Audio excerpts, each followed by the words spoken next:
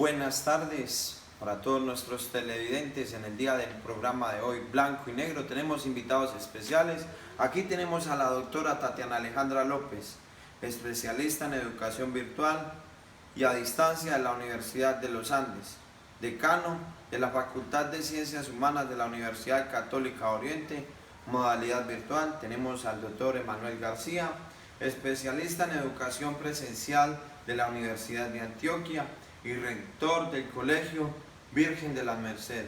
Tema del día de hoy: educación virtual, ventajas y desventajas. ¿Qué tal, doctora Tatiana? ¿Cómo atardece?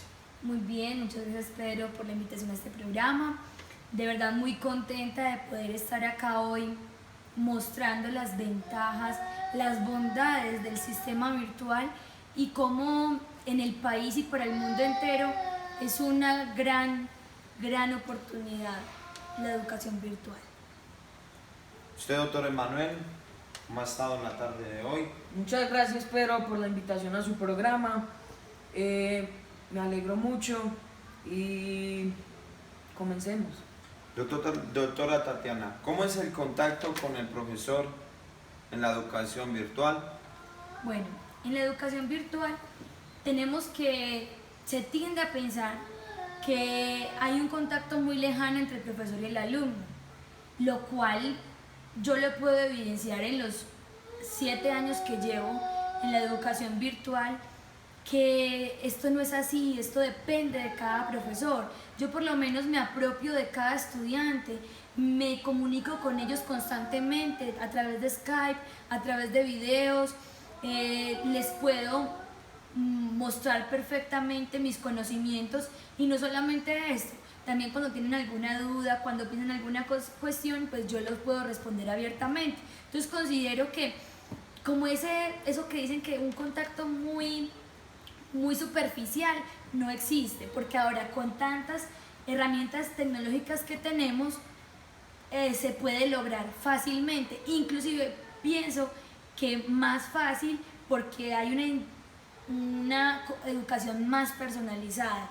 Yo me preocupo de cada alumno, le dedico su tiempo a cada alumno y por eso me parece que el contacto es muy fácil entre profesor y alumno en la educación virtual. ¿Usted qué opina, doctor Emanuel? Doctora Tatiana, yo opino que el alumno no tiene un contacto directo con el profesor y eso puede tornar a una desmotivación al alumno con el profesor y pueden tomar las clases en un juego.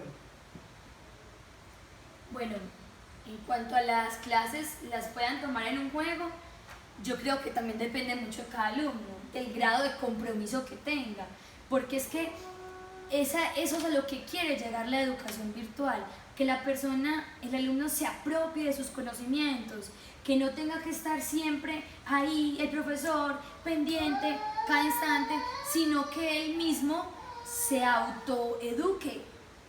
Entonces yo considero pues que en cuanto a que el alumno tome las clases como un juego, no me parece. O sea, creo que depende de cada profesor, porque en la modalidad presencial también se puede dar esto.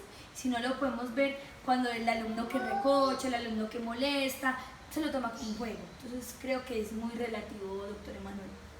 Doctora Tatiana, ¿y cómo manejan el tiempo? Bueno, el tiempo en la educación virtual se maneja muy a libertad, ¿sí? Hay mucha libertad para el estudiante. Esto me parece que sin dejar de exigir, porque obviamente hay unos tiempos específicos para que ellos puedan entrar a ver sus lecciones y para que el profesor, las pueda impartir. Pero en cuanto a la entrega de trabajos, en cuanto a las evaluaciones, sí las pueden hacer en un tiempo libre.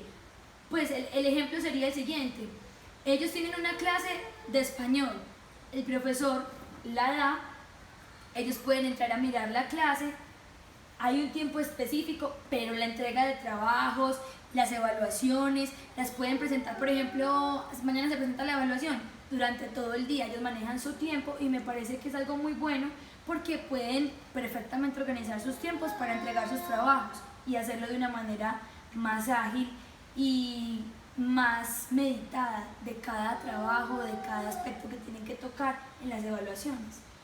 Doctora Tatiana, yo digo que no hay un tiempo definido, no hay un horario. Y como usted me decía que la clase de español podrían dar de 2 a 3 de la tarde, yo digo que no falta el alumno que se conecte y no le preste atención a la clase.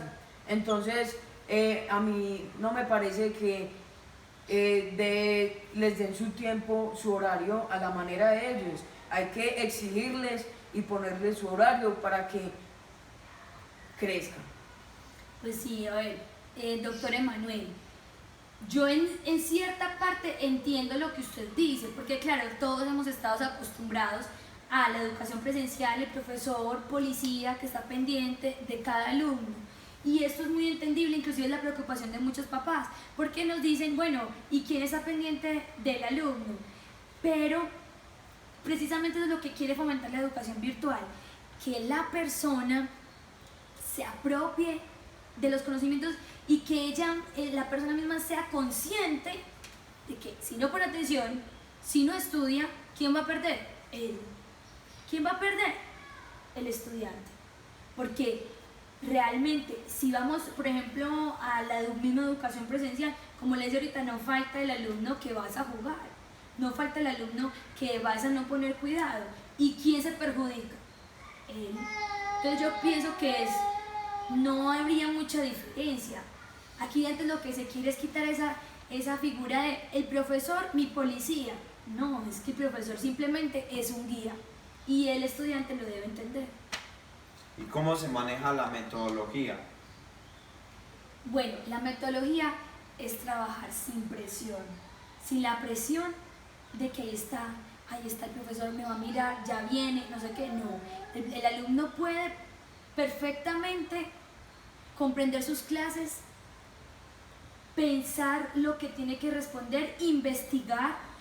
De pronto la presión que puede haber es en el presentar los trabajos, que lo debe hacer muy bien, porque en eso se exige muchísimo, yo soy testigo de eso, se debe exigir mucho en la presentación de los trabajos, pero el estudiante tiene más herramientas para investigar y presentar los trabajos, inclusive con un tiempo, como dijimos ahorita, autónomo. Bueno, a mí me parece que es una metodología facilista, que ayuda mucho al estudiante. Entonces el estudiante se puede acostumbrar a ser un facilista y ser un perezoso. Bueno, hay distintos puntos ahí, porque es que el facilismo y la pereza siempre van a estar, si lo vemos en la educación presencial como en la educación virtual. Porque, de todas maneras, si nos vamos a referir a lo que la educación virtual exige, es mucho. La educación virtual, a pesar de que no está el profesor ahí pendiente, como usted ahorita lo exponía, doctor Emanuel, siempre va a haber una exigencia y el alumno verá si acepta o no. Puede ser un alumno perezoso, como en la modalidad presencial como en la modalidad virtual, pero le aseguro que ninguno de los dos va a salir vivo, porque en la modalidad presencial, si bien ahí está el maestro instruyendo para que esa persona, mejor dicho, se exija, pues, y salga adelante. Pero en la modalidad virtual también. O sea, no creo que después le vayan a premiar con unas super notas después de no haber estado pendiente de los temas, después de no haber trabajado con esfuerzo en sus evaluaciones. Doctora Tatiana, ¿y no hay muchos problemas técnicos? Con respecto a la educación virtual, bueno, a ver, lo que pasa es que sí se requiere una conexión a internet, un wifi bueno, unos equipos muy buenos, claro, eso se requiere. Pues yo pienso que las fallas técnicas, claro, las pueden haber, pero no es lo más común, porque si se tiene unos buenos equipos, pues si se hace un buen mantenimiento, esto no va a ser un problema. Antes no va a ser un obstáculo, se puede organizar, y además con este mundo tan globalizado, que en todas partes hay internet, que si vamos a un restaurante hay wifi, que si vamos a un centro comercial hay wifi, en una biblioteca, en todas partes, y en todas partes hay computadores. O sea, sería una excusa decir que no, yo no pude hacer tal trabajo porque no tenía internet, o porque no tenía no sé qué. No, En todas partes encontramos las herramientas para poder actuar hoy en cuanto a la educación virtual. A mí me parece que hay dificultades, digamos, si hay una persona que no tiene la plata para comprarse una buena PC, una consola buena, también, si digamos, si tienen un retraso con la conexión a internet, ¿qué pasaría? Pues habían interrupciones, habían retrasos como en todo, porque digamos en la educación presencial también, que no llegó el profesor porque le pasó tal cosa, porque estaba enfermo, porque yo no sé qué. Antes inclusive hay más posibilidades, porque el profesor que está enfermo simplemente monta su video y si se enfermó pues ya estaba montado, o sea, no hay ningún problema. Y entonces antes no va a haber tanto retraso en la educación virtual como en la educación presencial. Y por otro lado, los recursos, como usted ahorita lo mencionaba, hay muchos programas del gobierno entregando computadores a todas las personas para que puedan tener el acceso al internet. Y no son, la verdad, malos computadores. O sea, en la Gobernación de Antioquia hay varios programas en los que se entregan estos computadores. Y como le digo, doctor Emanuel, se han solucionado muchísimos. Eso yo le creo que me lo diga hace 20 años, bien. Pero ahora, en el momento en el que estamos tan globalizados y con tanta tecnología, yo creo que es imposible que se diga que alguien no tenga internet, porque es muy fácil de llegar ya con el internet. El wifi es algo que ha hecho parte de la canasta familiar. ¿Y el sistema de evaluación cómo lo manejan? Bueno, el sistema de evaluación en la educación virtual es muy parecido al universitario y esto es algo muy bueno porque prepara a los estudiantes para cuando entren a la universidad. Se tienen varios porcentajes de seguimientos, de evaluaciones, entonces es algo que les ayuda. Inclusive cuando el doctor Emanuel hablaba de la exigencia, yo veo que en el sistema evaluativo hay mucha exigencia y esto es muy bueno, algo que es realmente buenísimo. Y perdón, doctor Pedro, no quería dejar pasar por alto que en la educación virtual una de las cosas que más se ahorra es en tiempo, en el desplazamiento y en la ecología, porque ya en nuestros trabajos no tenemos que presentar papeles, sino que los podemos presentar virtualmente y esto es algo muy clave en el momento que estamos viviendo, en la ecología, que es algo pues que se le ha puesto mucha mirada en todas las empresas y en todas las instituciones. ¿Usted qué opina, doctor Emanuel? A mí me parece que no hay una calidad en lo virtual, no hay calidad. Y respecto a lo que usted dijo de la ecología, con eso sí estoy de acuerdo con usted, que en lo presencial sí se gastan más hojas que virtual. Claro, sí, es que a todas luces la educación virtual es pionero en el mundo, de verdad que sí. Cuando usted decía de la calidad, creo, doctor, que eso es un término muy, pero muy relativo, porque en lo presencial, déjeme decirle que sí que hay fallas en la calidad, sí que hay fallas, no se hacen controles efectivos para mirar si la educación es de calidad o no.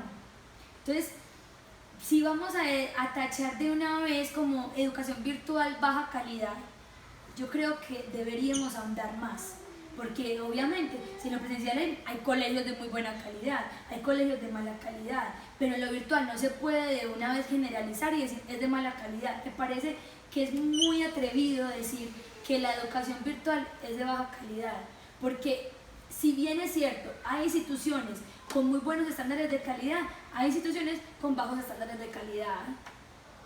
¿Y cómo es la comunicación en la educación virtual? Bueno, la comunicación en mi concepto es excelente, porque es de profesor alumno.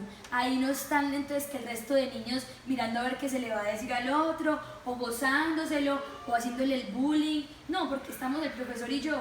Entonces me puede decir las cosas directamente y antes me va a hacer crecer. Como decía al principio, le dedico su tiempo al alumno.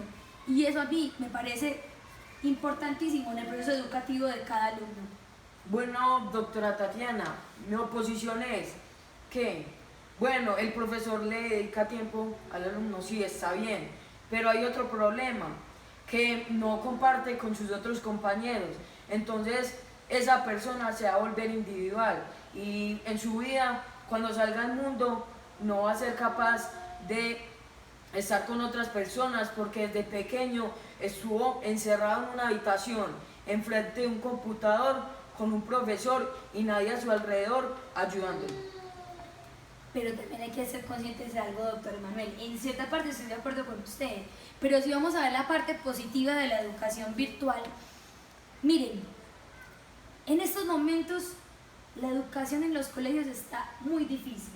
Se ven casos terribles de drogadicción, de embarazos adolescentes, de homosexualismo, cosas muy fuertes que cuando se dan una educación virtual es más personalizado. Estos niños pueden tener un ambiente menos hostil, menos difícil, creería yo, sobre todo el bullying. ¿Cuántos niños no se han suicidado precisamente por el bullying que se hace en los colegios? O sea, si la socialización fuera buena, pero uno muchas veces ve que antes puede afectar a la persona, porque claro, se supondría que debería de socializarse en un ambiente sano, pero el ambiente de los colegios ahora no es el mejor. Perdón, doctora Tatiana, ¿y cómo socializarse en una educación virtual? Bueno, sigue siendo una muy buena pregunta. Tenemos el profesor con el alumno. A ver, ¿qué es lo que más favorece? ¿A qué personas favorece más la educación virtual? Mire, a las personas, por ejemplo, como deportistas, artistas, que no tienen el tiempo de decir yo voy a una educación presencial. ¿Por qué? Porque estas personas están de correría por el mundo entero, venga para aquí, venga para allá, entonces no les queda el tiempo suficiente para estar allí.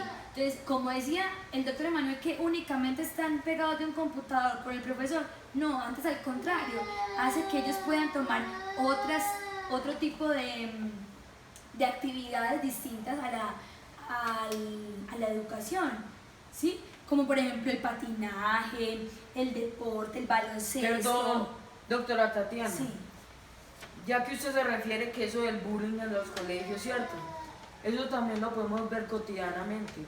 Digamos, como usted decía, si se pueden, si están pegados de un computador, bueno, sí.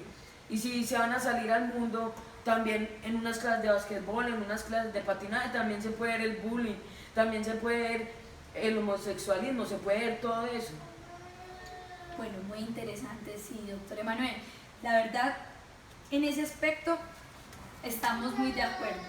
En unas clases se puede presenciar también esto. A ver, lo que aquí ocurre es que por lo menos la persona va a ser más consciente de los contenidos que va a recibir. Inclusive puede hablar más directamente con el profesor.